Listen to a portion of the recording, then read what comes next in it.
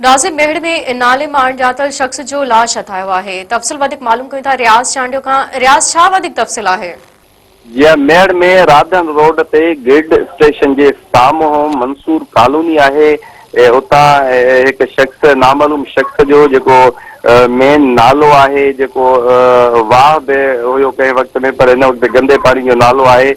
उन मां नामालूम शख्स जो लाश हथायो आहे, जॾहिं त घणे शहरी उते बीठल आहिनि। जॾहिं त ॿुधायो वञे थो पियो त हिन मंसूर कॉलोनी में बागड़ी बिरादरी रहंदड़ आहे। उन्हनि सभ खां पहिरीं लाश खे ॾिठो, उन खां पोइ सोशल मीडिया ते असांजे मेहरा टीवी चैनल ते इहे ख़बरूं जेके हलायूं वयूं, उन खां पोइ केतिरा ई माण्हू हुते पहुची विया, जंहिं बैदि मेयर पुलिस बि हुते पहुती, पर ॿ चकर पुलिस आई ऐं वापसि लाश खे ॾिसी वापसि हली वई। जॾहिं त हिन वक़्त ताईं लाश खे कढण जी का बि कोशिश नाहे कई वई।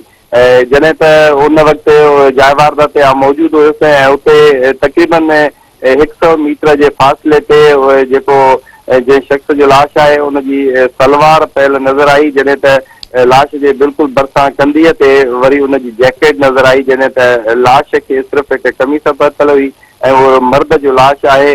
जॾहिं त अंदाज़ो लॻाए सघिजे थो त हीउ 3 खां 4 ॾींहं पुराणो लाश थी सघे थो, जेको लाश हुते पाणी में हुजण जे करे सुॼी वियो हुयो ऐं हिन वक़्त ताईं लाश जी का बि सुञाणप नाहे थी सघी। जॾहिं त पुलिस पारां बि या इंतिज़ामिया पारां लाश हिन वक़्त ताईं कढियो न आहे वियो ऐं लाश अञा ताईं उते पियल आहे। जॾहिं त इहा कोशिशि ज़रूरु कई वञे थी पई त म्यूनिसिपल अमिलो घुराए या ॿिए कंहिं तरीक़े सां हुन लाश खे कढी अस्पताल पहुचाए वञे। वधीक जेके असां वटि अपडेट थींदा उहे असीं नाज़रीन खे ॾींदासीं। जी रियाज़, तव्हांजी महिरबानी।